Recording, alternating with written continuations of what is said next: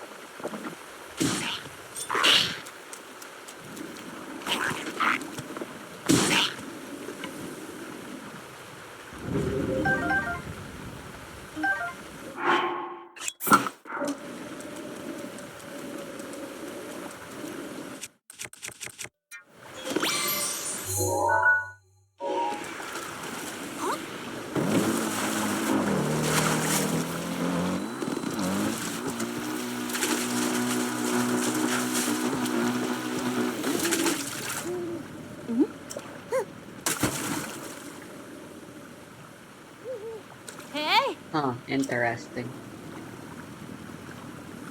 Oh!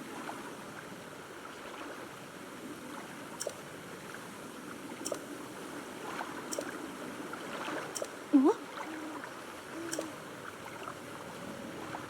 Oh!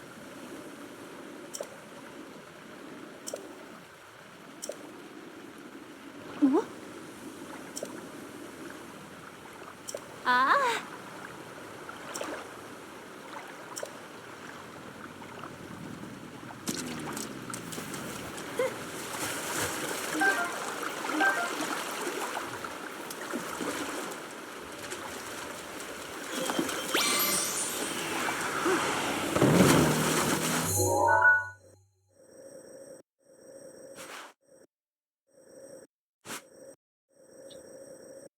Right, last was up north.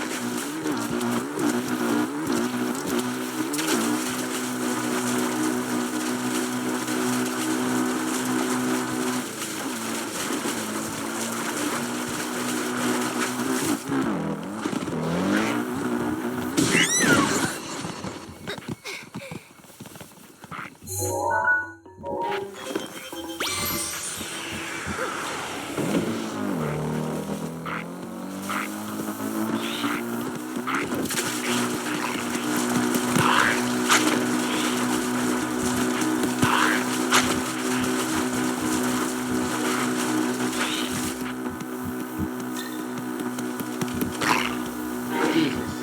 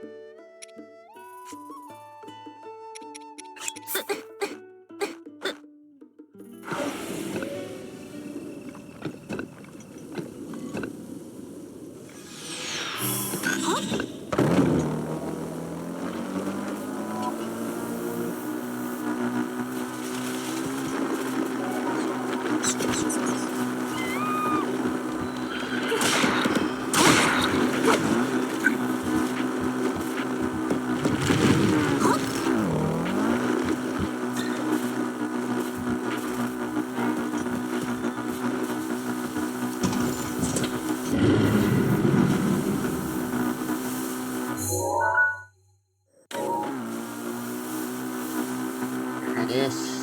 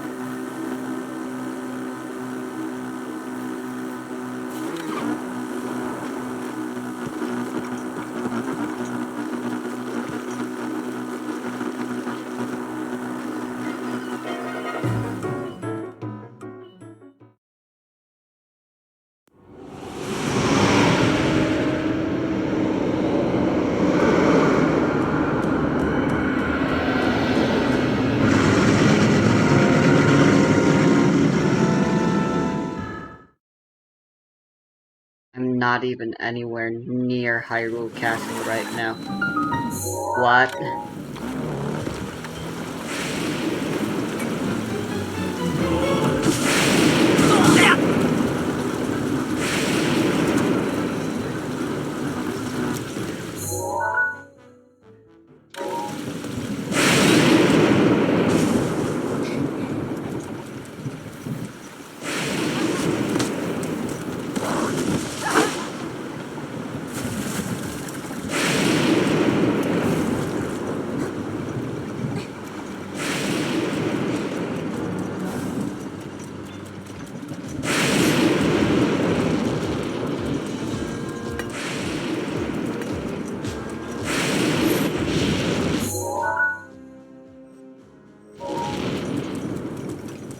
I guess the area around Hyrule Castle's bigger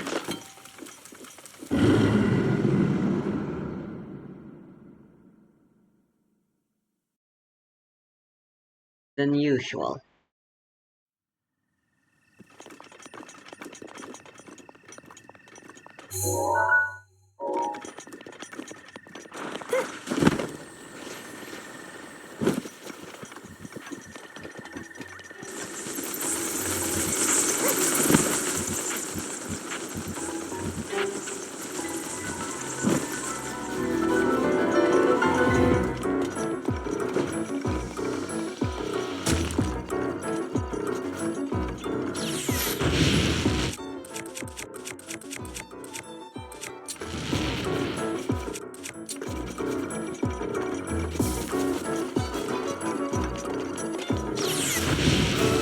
What the?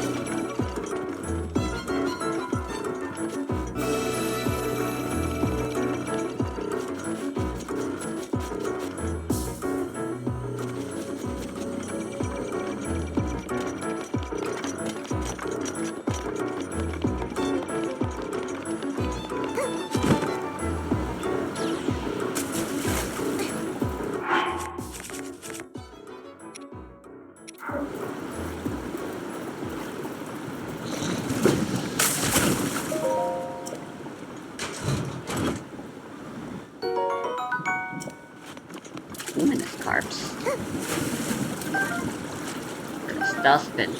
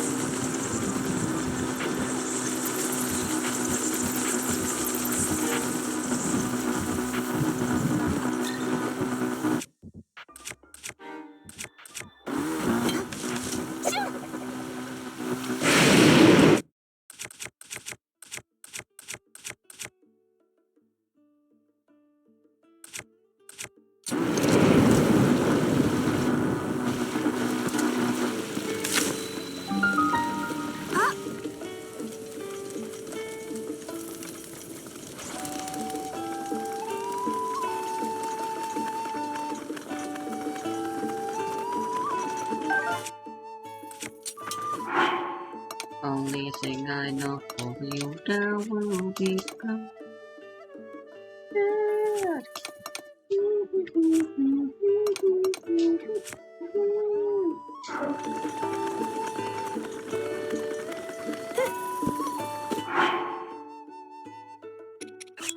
Because the mountains don't get back what to take.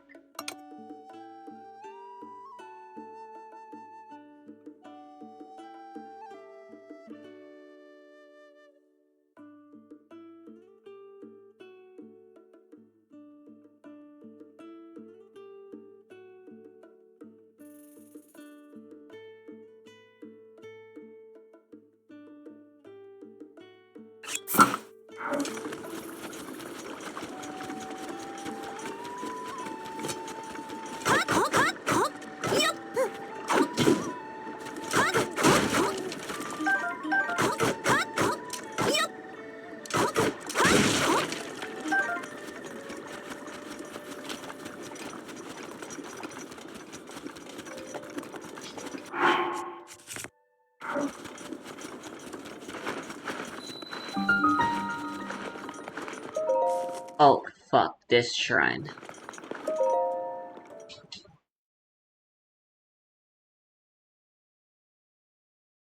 Well, I mean, no point doing the hard optional one because it needs a key.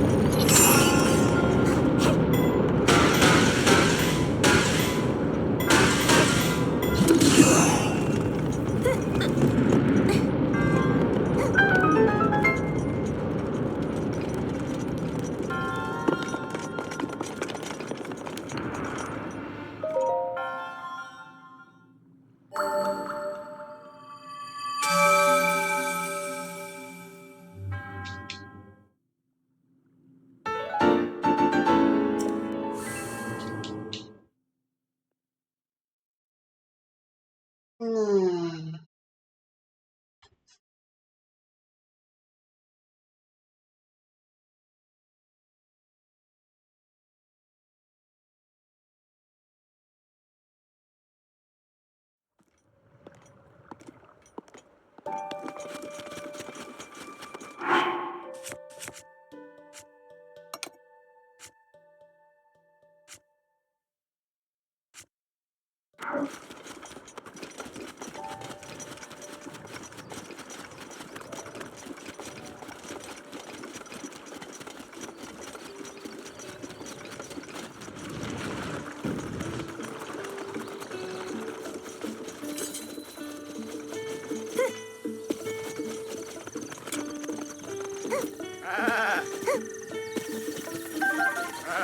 Razor shrooms.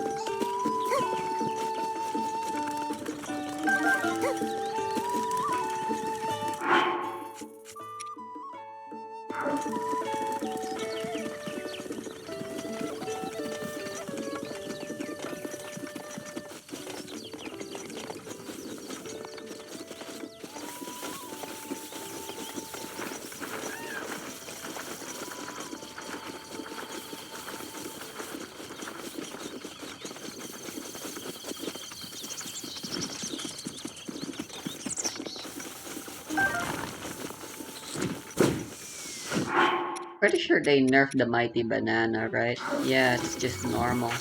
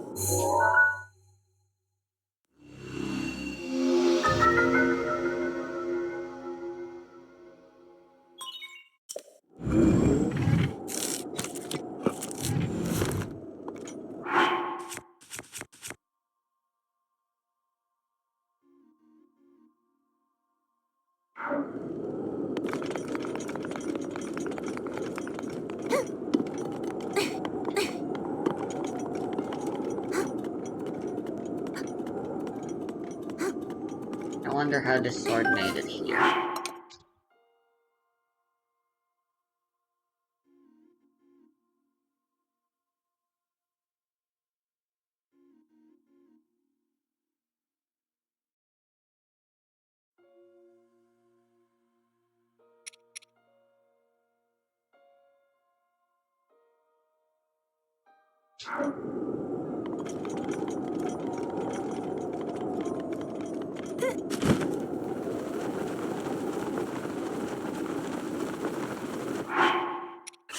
I don't think I'll be using the Korok leaf. Maybe I should just drop that.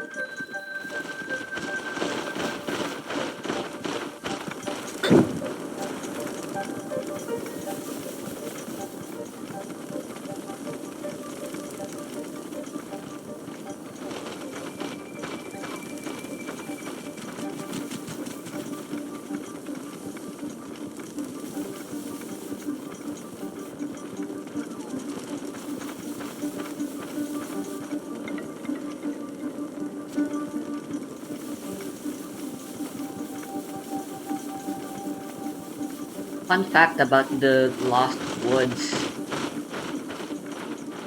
If you pay close attention to how you get out of this,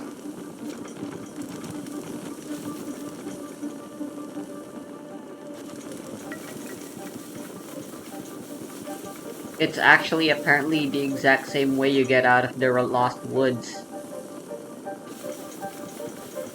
in the NES. Right down, down, up, left. Or something like that. I don't remember.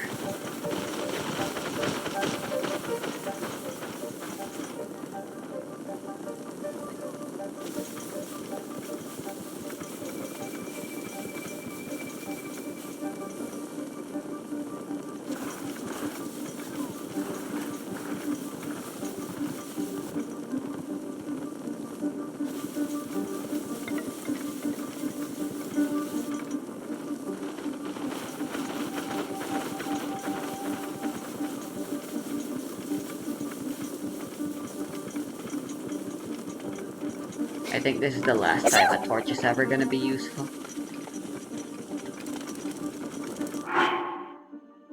If we ever need another one, it's not that hard to pick up a new one.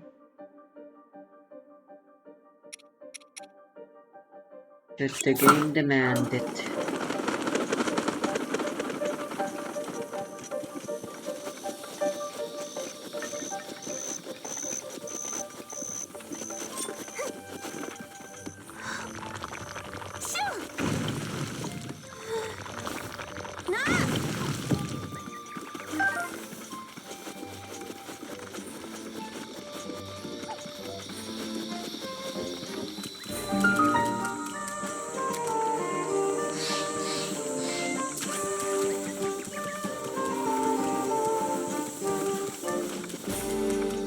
Eh,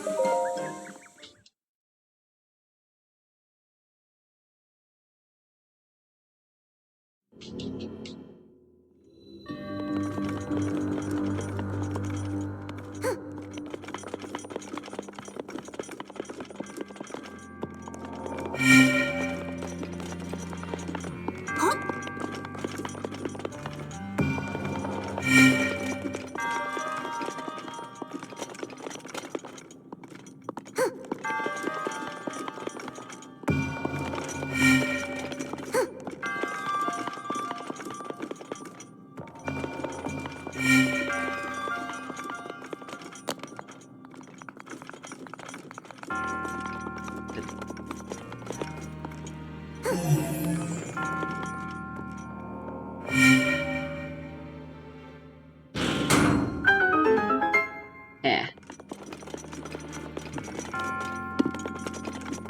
muscle memory.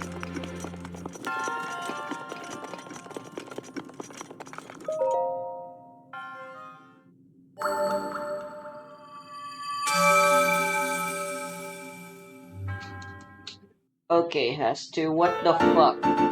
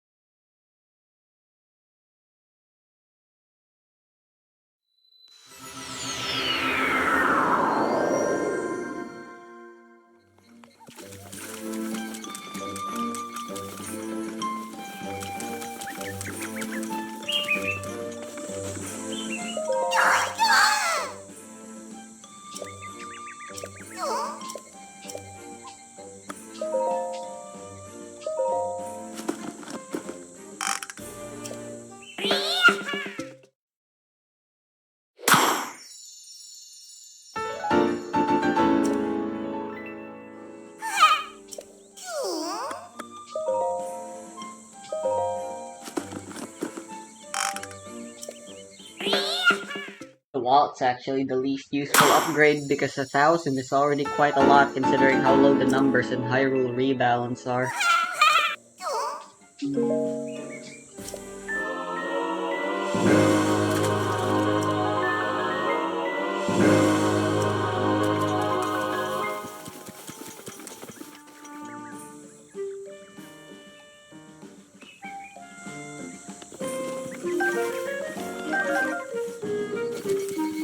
Oh, how magnificent.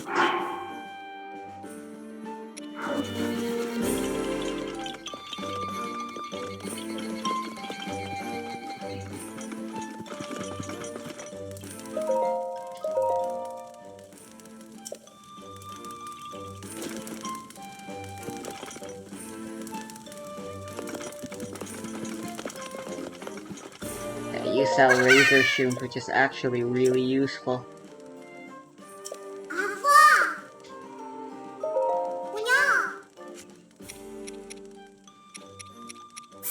These guys literally don't benefit from the stuff I give them.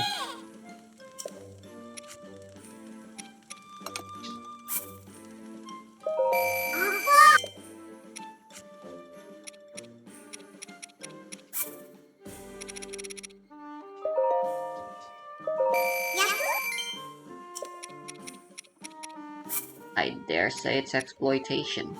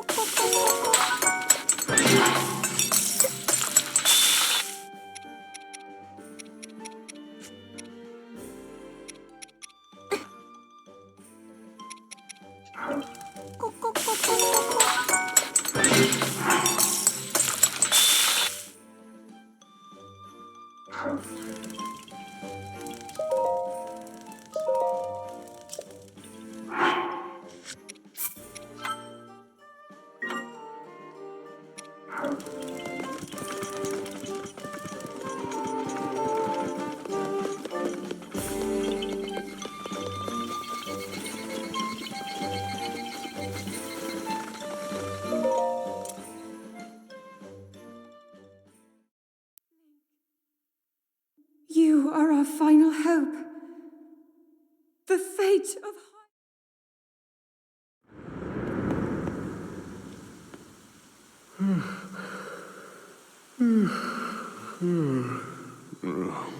Who is that? Did I doze off again?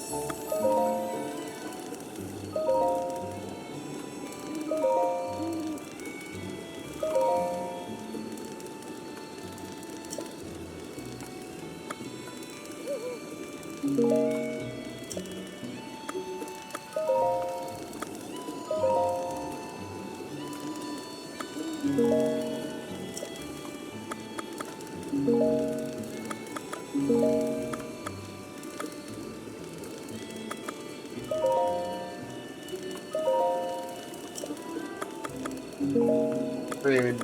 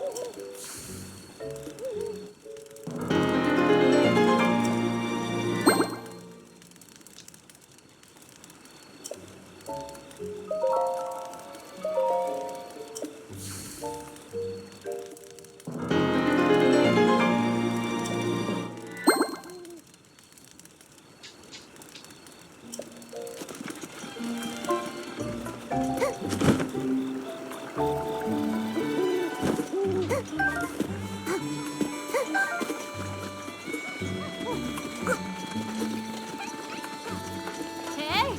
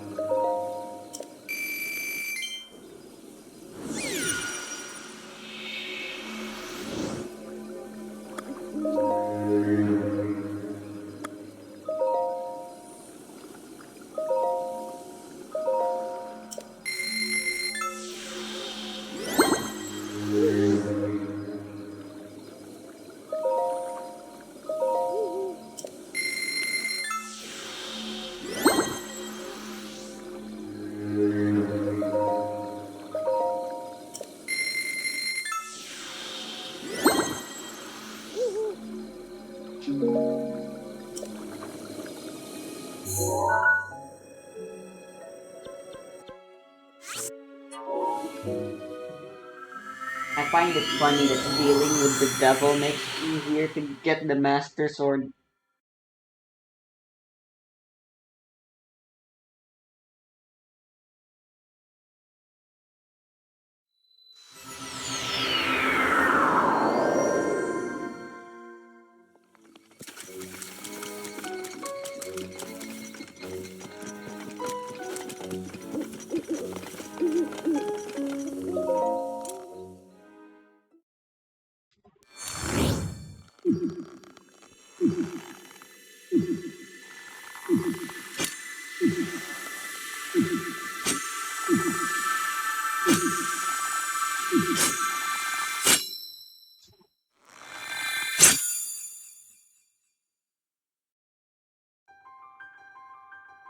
Why? Why?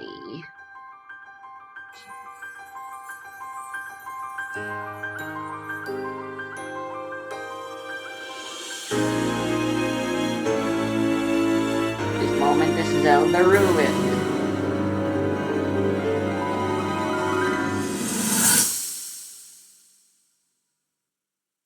Your master will come for you. Until then, you shall rest safe.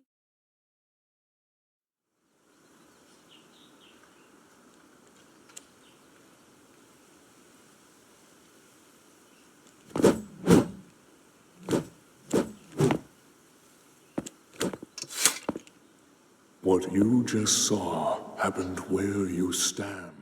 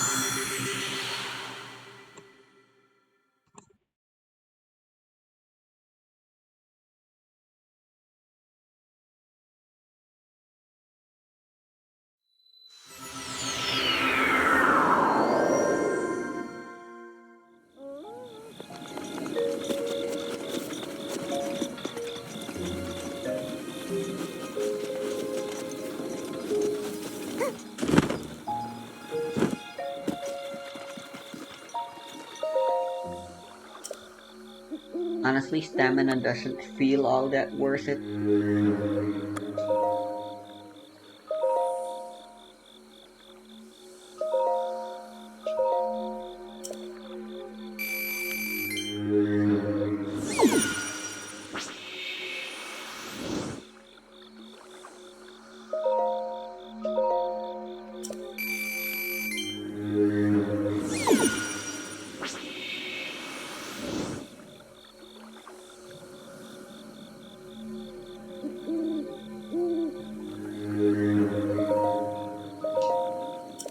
Well, three's all I can afford.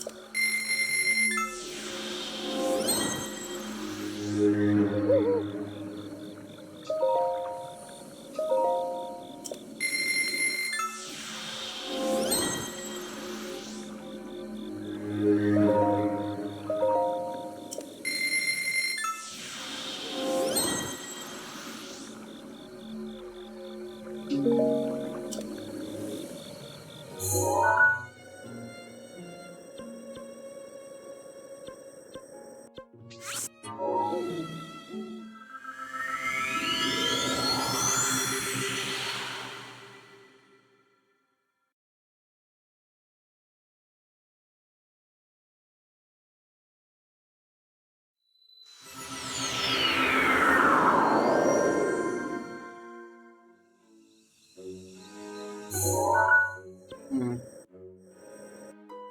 I need a 30-minute thing.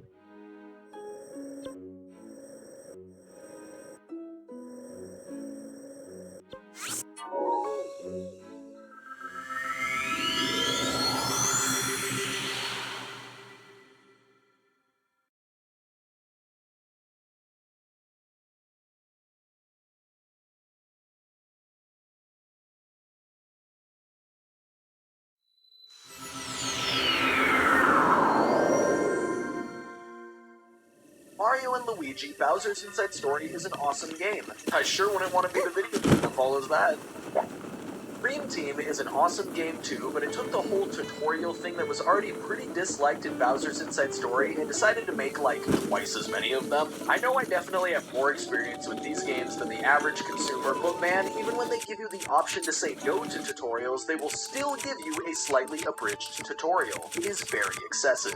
All of the mechanics they give you are really fun, intuitive, and well fleshed out, so it just ends up feeling tedious and almost insecure, like they're trying too hard to convince you that their game mechanics are good when they aren't actually good, so you could just like show us instead of telling us. It would work. One thing Dream Team really gets right is its combat and especially its bosses. It helps that the boss song is like top 10 songs ever in a video game, but the variety of combat styles helps a lot too.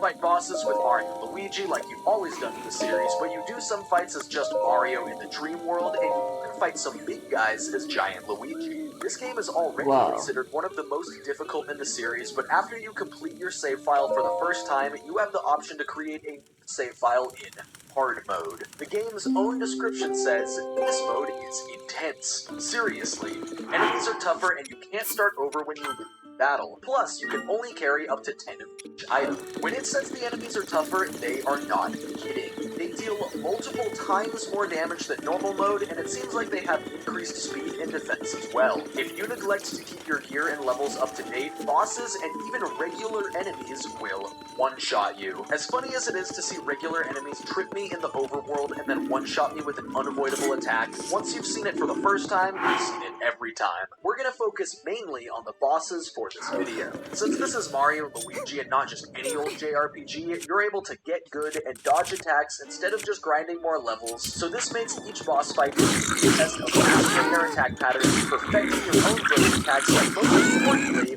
get to listen to this song for longer amounts of time. As for giant battles, well, you'll address them when we get there.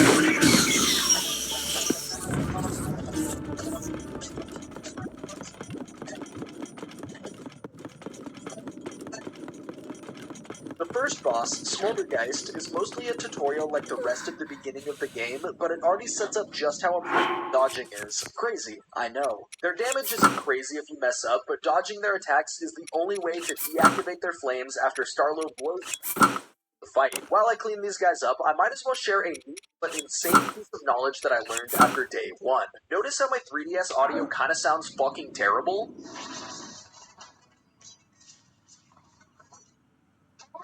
Apparently, you need to go into the settings and change your audio from surround to stereo, otherwise it will sound like this through a capture card. Hopefully this knowledge helps out tens of people. Defeating Smoldergeist unlocks this stone pillow, and somehow this thing is comfortable enough for Luigi to hit a big old nap time. This opens a portal into the dream world where Peach is sucked in and kidnapped by Antasma. After being chased for a bit, Antasma decides to fight back with a stinky purple aura clone of Mario. I've always thought of this as a tutorial for dream world bosses, but in hard mode, things already get real. Getting hit a single time deals 24 damage, making this boss two-shot us at any given moment. On top of that, his defense is increased so much that I only deal 6 per turn with a jump and a Dreamy Luigi hit. This makes the second overall boss in the game an absolute marathon with very little room for error. This is exactly what I wanted. Each turn, he clones himself and shuffles around, so you have to keep track of the real one during all of this. My favorite part is when they rush you one at a time and you need to jump on the real one to counter. Jumping on any fake ones will cause them to launch at you, requiring an additional dodge. This boss also has the first 3D chase attack, which becomes a theme for every future boss fight. This one isn't too hard to dodge, but some of them get bad. After nearly 10 minutes of fighting, I finally laid Fatal God, if I remember correctly, the first Tasman escapes further into the dream world, and without any one you get credits is going, always apparently need guaranteed go to find be a Eldritch just a Rush Right scale. Park to tell us. Brickle, this block guy who's kind of a hard ass, has Eldream's petrified pillow, but he doesn't want to give it to us because he doesn't want to. That's pretty much his reason. After a little adventure through the park, we catch up with Brickle, he gets caught in this fountain, and then we need to fill his butt with 500 psi of water pressure to free him. The debris from the fountain bonks Brickle's gardening robot on the head, causing it to get real mad. This robot is very cleverly named Robot, and it mainly attacks with bubbles. Big bubble equals don't do anything, small bubble equals jump. We also have our first bros attacks now, the 3D red and shells, which isn't exactly anything to write home about. This fight starts to highlight another thing I really like about hard mode. Counterattacks are insanely valuable. Getting additional damage when it's not even your turn is always good, but counterattacks can do a ton of damage in hard mode. Some of them are fixed damage, like when Grobot hits his robot nuts on this rock after you dodge the 3D chase, and others are based on your stats, like this hammer counter when he rushes at you. 12 and 3 damage don't seem like much, but keep in mind our bros attacks do like 20, and our normal jumps still do 6 against this guy. Ultimately, this one has very easy patterns, and I remembered them from playing this game as a kid, so I beat it without taking any damage. The search for Eldream continues into the dream world, and it wasn't too eventful aside from the first death of the run. I didn't realize the stakes! That's the first death of the playthrough! I wasn't ready for that! My guard was so down. Are you back to But life? it's gonna stay at 1 for like the whole thing. Count. There you go. After finding Eldream, the directs us into the which is genuinely a really cool area. The weird Luigi's floating around and follows you are eerie in a kind of warm, fuzzy way, if that makes sense. This is the kind of game where Bowser remembers he's supposed to be in the game too, so he pops into the dream world and somehow just skips everything else and meets us here. He and Antasma team up, and all of a sudden we're in a 1v1 against Bowser since it's in the dream world. Now, funny thing, when I first started streaming this playthrough, I was worried that the hard mode was going to be underwhelming. I mean, at the end of the day, it's a Mario game that's made for kids and adults to be able to enjoy, but let's just say the doubts I had about difficulty were put to rest by this first Bowser encounter. This guy fucks. During my first attempt of the fight, I had House Scarf equipped, which increases my damage by 20%, which sounds pretty excellent, all things considered, but until you level up a bunch more times, you don't have any extra equipment slots. This means I had to equip it in place of armor, so Bowser was able to one-shot me with pretty much any of his attacks. On the second attempt, I wore actual armor, which enabled me to just barely survive even his strongest attack. Even then, I could only survive this attack if I didn't hit a single flame. Believe it or not, if you walk too much side to side, it slows you down just enough for Bowser to catch up with you. If I walked into a flame, it would almost certainly push me far back enough that he would hit me, and at that point it would definitely kill me even if I was wearing armor. Luiginary Ball is fortunately a goated special move, so with actual defense, I was able to scrape by Bowser on the second attempt. Even though we beat him, Bowser technically defeats us in the story, and he heads off to Dozing Sands to find the Dreamstone, a glowy rock that has the power to do literally anything. Before we can find the Dreamstone, we're gonna have to get a blue-collar job. Smashing a bunch of rocks and unlocking a bunch of pillow guys eventually opens the way to the Dreamstone's resting place. Before we can make it there, though, we have to deal Corkscrew. Continuing with the theme of the previous boss, this guy also fucks. His most difficult attack to dodge is this one where he charges towards you and digs under the sand. You have to anticipate when he's going to pop back up, and it varies each time he uses the attack. It's genuinely pretty tricky. Timing it really well avoids all effects, and if you time it slightly too early, you'll get caught on his spike and have to do an additional counter. This one is way easier, but it is still another chance to take damage. Counterattack damage matters even more this time since Corkscrew's defense is insane. One of his attacks will have him shuffle Mario to the background and then repeatedly drill towards him, and with decent timing, you can jump on him several times. During this, I thought I was have to playing dodge Tears stuff of the before Kingdom. reaching the foreground. This is also kind of tricky to react to until you get more used to it. Oh yeah, I tried free-falling. all of his attacks one-shot me, because pretty much all of his attacks one-shot me. Luigi can tank like one hit from the foreground enemies during that one attack, but other than that, getting hit will instantly knock me out. I have a few 1-up mushrooms to play with, but the 10 max item limit does a really good job of discouraging item spam. He did manage to take a life off me, but I beat him on the second try after locking in.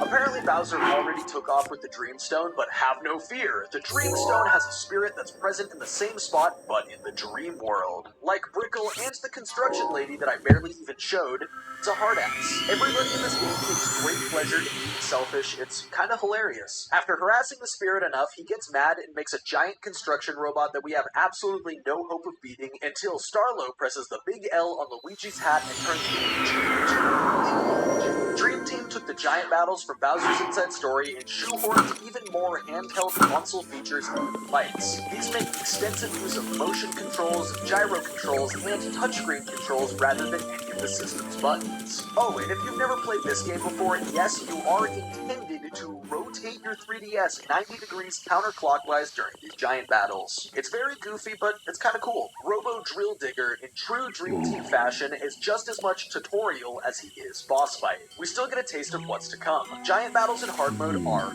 nuts. Bosses deal more damage and have more difficult attack patterns while your stats are completely fixed. It doesn't matter what level you are, what gear you have equipped, or anything. You have predetermined stats for each fight and you can grind to make the fights easier. The tutorial for the Rhythm Mushroom healing move is really funny because in this fight, it actually lets you repeat it as many times as you want so you can heal back to full. This bit of leeway makes this fight a non-issue, but I assure you that some of the later giant battles are up there with the hardest in this run. There's quite a bit of video game between the last boss and this one, but I'll just give you the broad strokes. Bowser and Phantasma head up to the top of Mount Pajamaha, but apparently we don't know how to climb a mountain anymore, so we've got to head to Wayport to find a tour guide to help us climb the mountain. Little Massive is supposed to lead the tour with his Mario-coded brother, Big Massive, but Big Massive is MIA. We eventually track him down, and he's just sleeping in this corner, and apparently he's having such a good dream that he doesn't want to wake up. Essentially, we need to fight him to shock him awake, but first we have to defeat all 4 of his disciples. Each of these hoorahs has a different battle gimmick that sets them apart from other bosses in the game. Sorrow Fist seems like he had the easiest gimmick for me to deal with while being underleveled in hard mode, so I started there. You can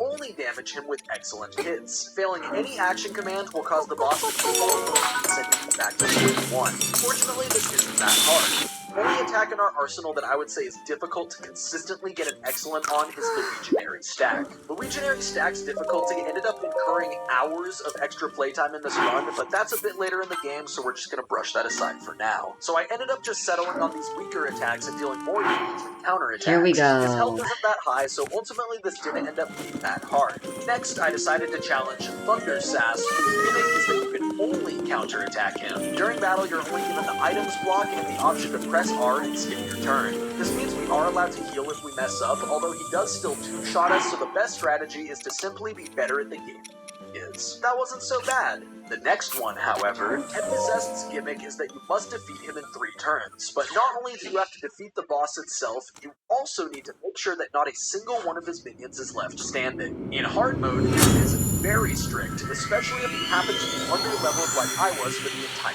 playthrough. Without going back and grinding more levels, I was basically hoping for good RNG to grant me lucky hits. Lucky hits are this series' version of crits, and its chance to happen is based on your stash stat. On top of needing some good lucky hits, I needed to get some counterattack damage, otherwise I still wasn't going to be able to get through his 282 HP. Killing all of the minions isn't as bad as it sounds, as long as I use a Legionary Ball on the 3rd turn, but the damage that this attack does on the boss himself is a little bit lower, so this is another downside. I'll skip all of the my head against a wall stuff and just show you the winning attempt. Please just grind levels? No. At this point, I'm too committed. I've spent too much time under-leveled that I don't want to grind levels anymore.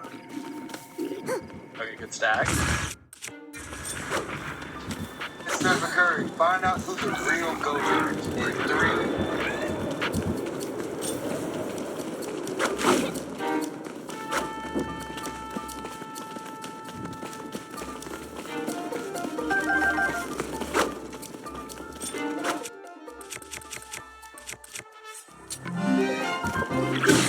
That's not good. Not a good matchup for me, guys.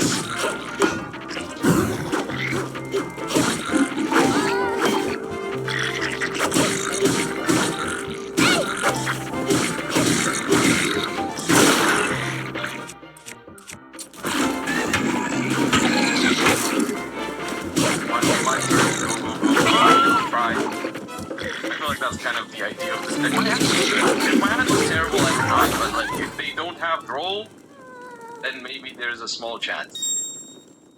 But like, you know, I got Slayer and Rhoda, so I'm gonna have 2 spells immediately. Slayer draws me an extra card with Garura, I have Engage already, it's a good hand. And maybe, depending on how they play the turn, they might not have 8,000 life points, and then maybe I can do it, but we'll see.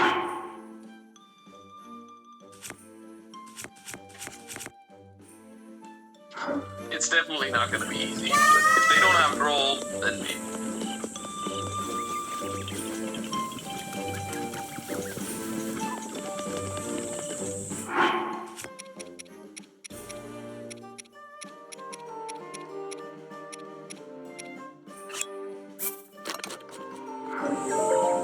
How nice of the game to leave an exception.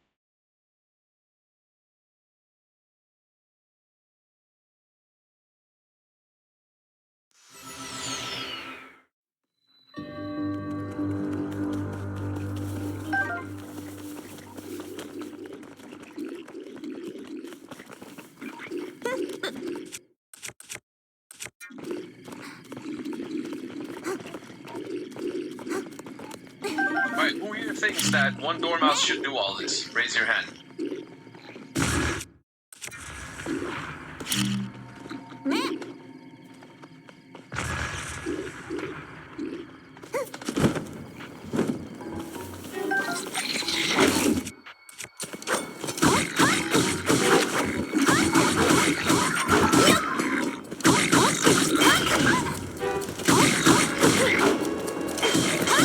Ban me.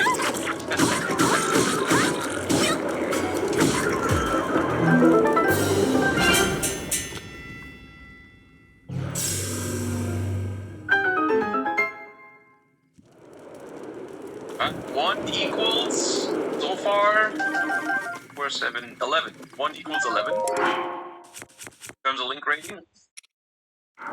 Now it's 1 equals 12.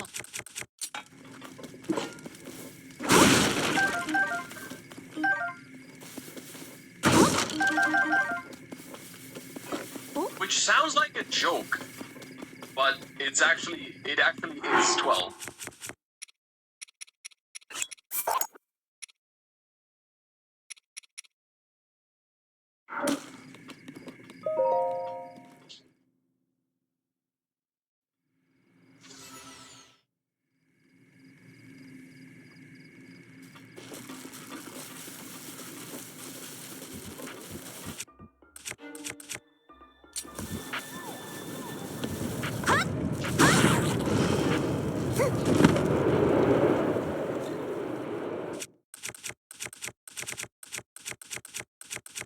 The way they sequence it into its shit into nib, absolutely, but I don't have it.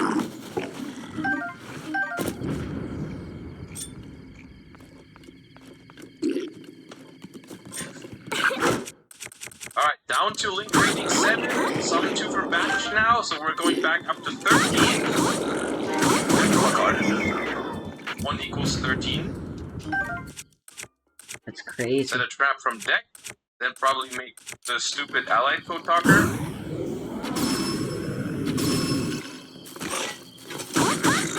Yeah. And that is gonna be summoning 2 link 3s back, so that is 1 equals 15. Yeah, 1 equals 15. Wait.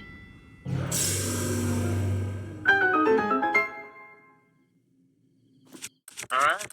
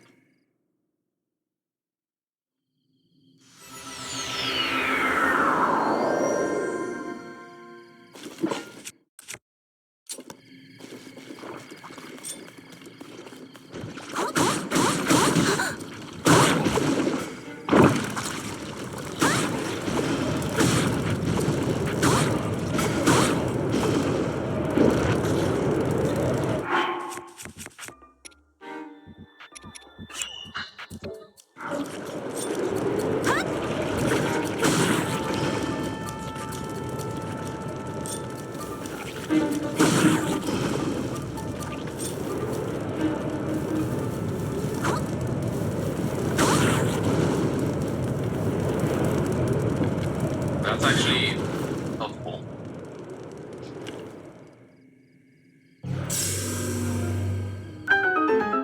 Forgot you don't need keys to open chests here.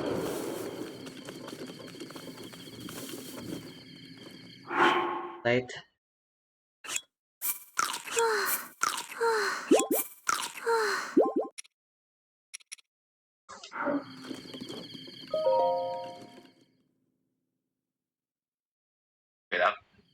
Uh,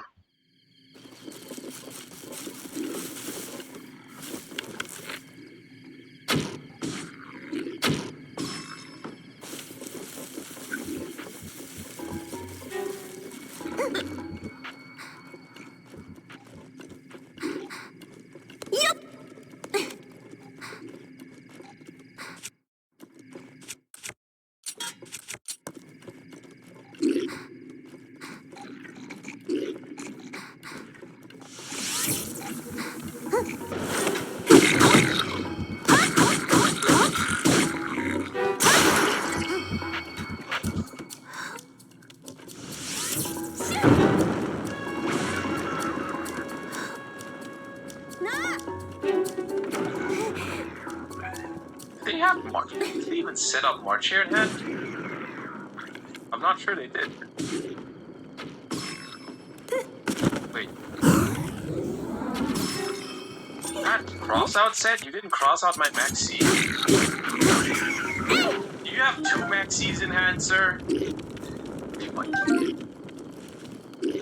They might have 2 maxis in hand. There's at least one. I know there's at least one. And there could be at least one.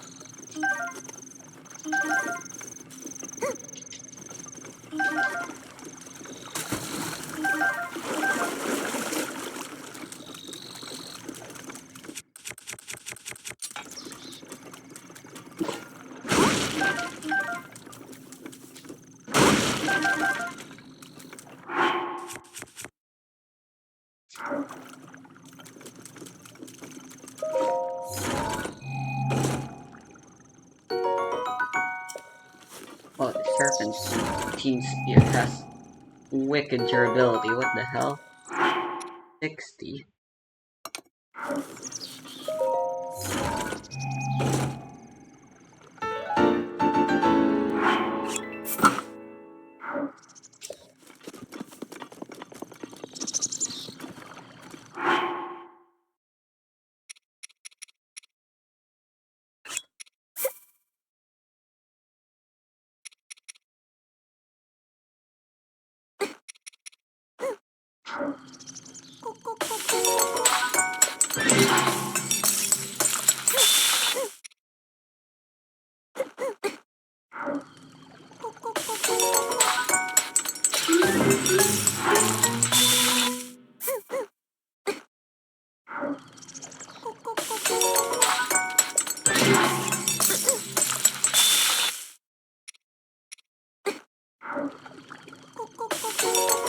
Oh wow, that's not too much.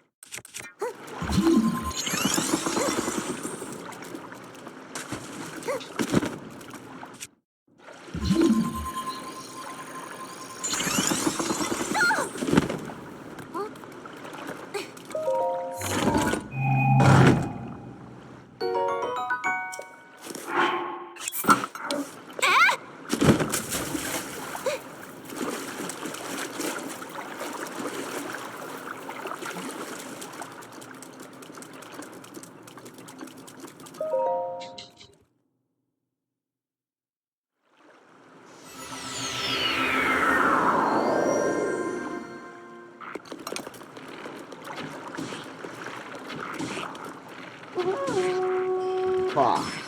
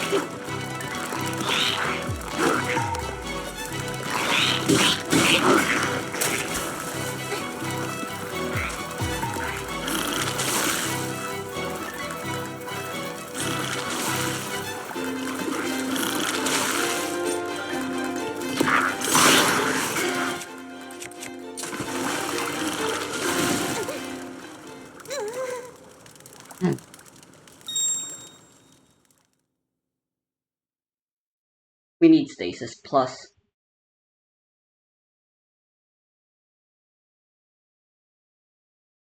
And honestly, a whole lot more.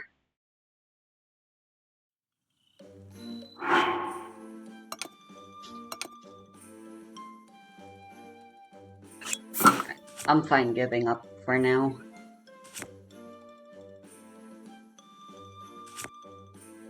That floor is just fucking stupid.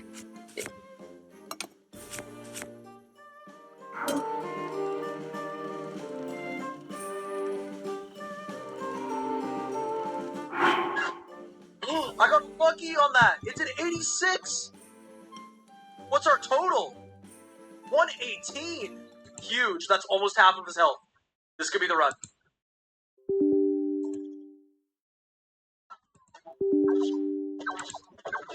Good.